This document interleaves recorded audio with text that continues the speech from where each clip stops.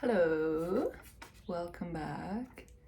My name is Mia, and I'm here to talk about optimism, authenticity, and creativity, and things around those topics. So stick around if you want.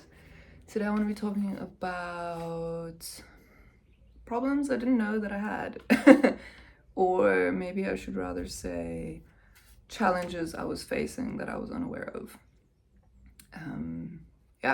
So I think maybe everyone struggles with this kind of thing. So I've got 5 things that I'm going to talk about. The first one is being blind to my emotions. So I spoke about this a little bit in my intro video, but for a very long time I just felt kind of assaulted by my emotions and couldn't really name them specifically. What I found was that they would either be kind of like categorized as good or bad, and that was kind of the extent of it. So it was like, is it making me feel incredibly uncomfortable? If yes, then bad. If not, then I don't really think about it. But good feelings as well were quite like overwhelming to me. And I think when I started learning to actually name my emotions, it really clarified a lot of things for me, because it allowed me also to communicate what I was feeling instead of just feeling confused about it and overwhelmed by it. So yeah, that was quite a big or quite a valuable practice for me to incorporate into my life, is just really being able, or attempting to name my emotions in the moment when I'm feeling them, especially when it comes to feelings of discomfort and unease. Being able to distinguish between feeling frustrated, being irritated, being angry. I found that, like, unless it was clearly obvious to me, I would actually not really I would mislabel anger as just, I don't even know what. It wasn't really labeled, it was just, oh, I'm upset and it's my problem. And I didn't realize how much anger I was carrying around with me. I think a lot of people maybe do from childhood, because you're made to be powerless. You are, as a child, you don't have a lot of control over your life circumstances. So a lot of us, you just make do. You do the best that you can at the time as a child, because you have very limited resources. Anyway, that's going off on a tangent. So I guess what I'm trying to say is, I'm not trying to blame a child for not having control. That's just totally how it is. But when you do have control later in life, those unresolved feelings can get in the way of you just being yourself and living your best life, feeling free and unconstricted by the opinions of others and all these old hang-ups that we carry around with us that aren't really helping us. They're just kind of there, guiding our thoughts in ways that aren't always conscious for us. If you're conscious of what's going on and you're actively making a decision to live in a certain way, that's very different to just having all these unconscious beliefs. Anyway, so all that to say that learning to name my emotions has been very, very valuable, and it's just really it can maybe help you also bring to light these things that you're unaware of. Okay, number 2 is sensory overload. And this is in many forms, but I would say specifically auditory stimulation. I'm very sensitive to sounds, which took me a long time to understand. and just auditory input, and also tactile stimulation. I get sometimes my skin is very sensitive, and like light touch will be very, very, very irritating to me. Especially, I found that all of the sensory overload is heightened. It's more extreme when I'm a little bit not in the best place emotionally or energetically or whatever.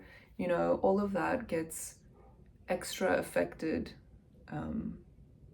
by just, I don't know, it's an ecosystem, right? I think is what it comes down to. So when you're struggling in one sector of your being, it kind of like often filters into the others. So yeah, when I'm struggling, when I'm like very tired, let's say, I've kind of overexerted myself mentally or sometimes physically, I get really, I'm an intense person, so I like to hit it hard. Sometimes I go overboard, and I get really caught up in the moment and stuff, and that's cool, but it has an effect, there are repercussions for that. So it's really also just about becoming aware of what's going on and being able to just clearly state that to myself, which is, oh, there are too many sounds and I'm tired, so I'm already struggling to think, and I need to either put in some earplugs or just leave the area, excuse myself, or just, tell the person that I'm with that I'm struggling, I just need a minute to, I don't know, gather myself. Or if I'm alone, sometimes I just rage, and that also is quite therapeutic. I think there's nothing wrong with that as long as you're not misdirecting anger at others, But I think like sometimes you just need to be able to vent safely, and without judgment and stuff. And the best way to do that is when you're on your own, because, it's upsetting to other people, and I think that's fine as well. If you're the type of person who can give somebody the space to just vent, that's awesome. I think power to you, because not a lot of people can. A lot of people are very uncomfortable with any strong emotion. So, that makes it difficult for those of us who feel things maybe on a higher volume than others. It means you have to suppress a lot, and that also in itself is incredibly exhausting. So, if you know somebody like that, maybe consider giving them the space. If you are that person, maybe just ask for the space. I think like we gotta be our own advocate, because you can't expect others to speak up for you when, you gotta be able to communicate and tell people what's going on. Otherwise, how will they know? You can't expect them to know. It's not fair. It's an unrealistic presumption. Okay, number 3 is the intensity, emotional intensity. So I also spoke about this in my intro. But yeah, just discovering this within myself really changed so much for me, because I thought there was something wrong with me, that I wasn't able to connect with people or, just talk about my feelings in a normal way. I would get so choked up that I literally couldn't speak, and it was actually physically painful for me. I think what was happening on some level, especially when it was like really incredibly like intimate things that were attempting to be discussed, I would just become incredibly fearful. And I think like the vulnerability was like another layer of the fear, and like this, I don't even know, whatever. The point is that I was a prisoner of my emotions for a very long time, and just seeing that part of myself, understanding what it actually is, what's going on, that there isn't something wrong with me. I'm just wired a little bit differently, and I've been dealing with this thing by myself without realizing that I've been doing it. And it had control over me because I couldn't see it clearly. But literally as soon as I could see what was going on, it went away. Not to say that my intensity went away, but that fear that I would get, that like debilitating kind of meltdown reaction that I would get, shut down, whatever, it depended on the severity of the conversation. It would just totally debilitate me. And it was honestly a terrible way to live because I really couldn't connect with anyone. And I didn't even. It was just so terrible. It was really, really awful. And I'm sorry if you're dealing with this, but it doesn't have to be a prison. That's all I'm gonna say. If you can take back some control for yourself, and it really is an attitude that you need to have and cultivate, it will do you the world of good. Okay, intensity aside. Oh, also, I think I should just say that how I learned about intensity was through a person called Imi Lo. I just Googled emotional intensity one day.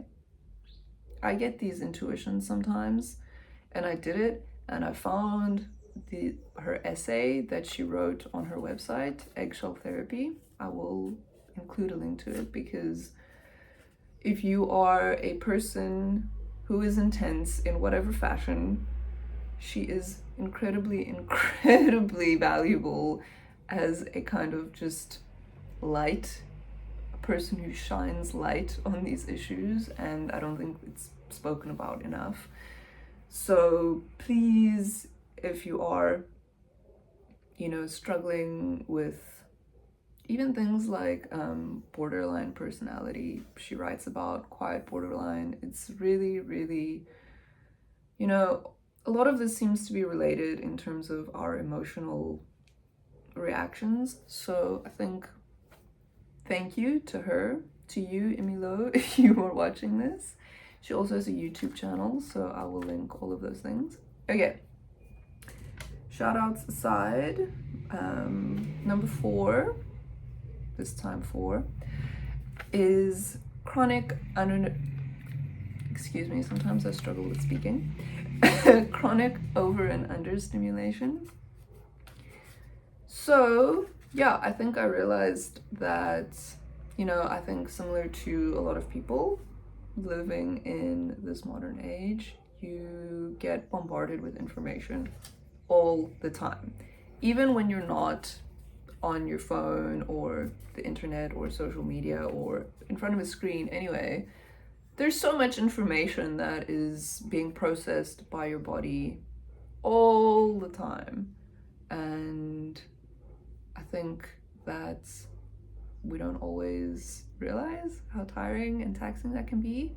And then when you add on all this like extra screen time and stuff, whatever, it's just, it's a struggle. Excuse me, I just had to pause for a moment. So chronic over and under stimulation. So I think a lot of this comes down to intention. There is normal stimulation, and then there's just overload as well. And I would say that even just dealing with like work, doing emails and all of that, it can be a lot, and at some point your processing power, at least for me, runs out. And that just makes everything else so much more difficult. And then similarly, not being stimulated enough in the correct ways, so learning something, I find, is really, really, really good. Just reading a book, or a novel, you know, something that's not just like hard information that you need to process and do something with, something that's just fun, you know, or that just engages your brain on a different level.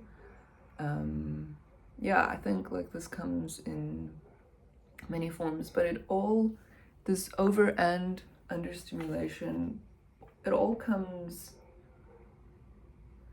culminates, I think, in a feeling of unease and dissatisfaction, which I think can be mitigated through just recognizing it once again that that's what's going on, you know, that you've been on Instagram or YouTube or whatever, you've just been consuming too much and you haven't actually been putting anything out. And I find that there's something very both calming about being able to focus on one activity and just honoring that moment.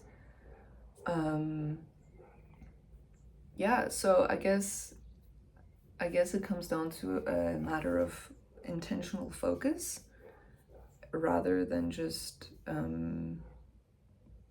mindlessly consuming and not really generating anything. Because I think this kind of like when you're intentional about your energy and what you're doing with it, there's a type of energy that is created from that, instead of it just being sapped by media that you're consuming, or decisions that you're having to make that are just, it's like admin, you know, life admin that you're dealing with all the time. It can become a lot. Yeah, and I think we all deal with that.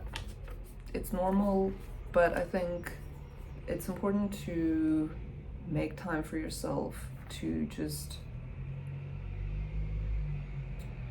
yeah, to firstly decompress, get away from all the stimulation, at least for me. So, you know, I'll go sit on the grass. I find that incredibly, incredibly calming, even though it makes me itchy.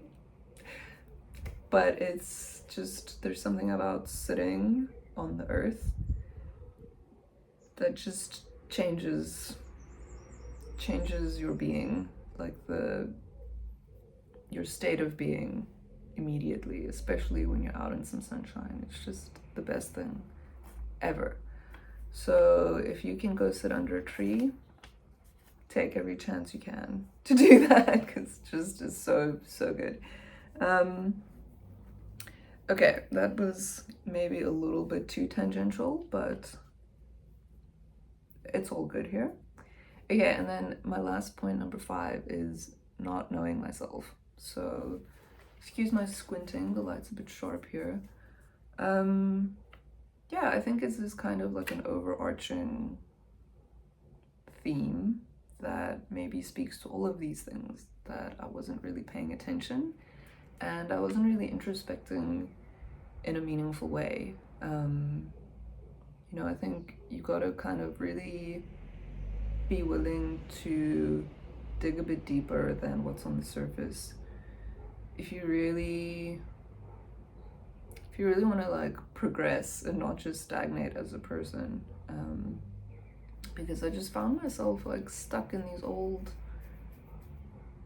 patterns, these thought patterns that just, they weren't helpful and they were kind of hindering me, and it's the kind of thing that keeps you, at least for me, what I found, it's a type of trap, right? Because I would make all of these assumptions that weren't actually based in fact or reality, but were based in my past, you know. So you like interpret people's actions in a certain way, and it's actually not the truth of the situation. It's just It's a projection from your past of unresolved issues. You know, you either expect something of somebody that's not realistic, or, you know, like, again, the prime example of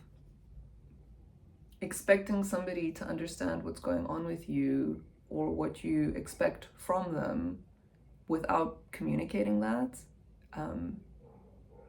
It's not fair on the other person, and it just is like a source of misery for you. So what that really comes down to, I think, is taking responsibility for yourself and your own happiness and just the trajectory of your life, and not waiting on other people, you know, not expecting other people to provide for you what you aren't willing to provide for yourself, right?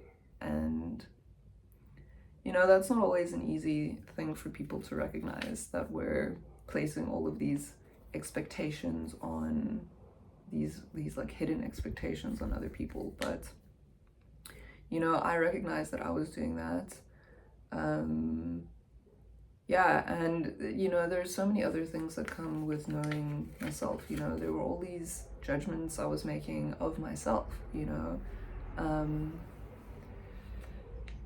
Things like internalized misogyny, that was a really big thing for me to overcome, but just, yeah. That was a really big one, and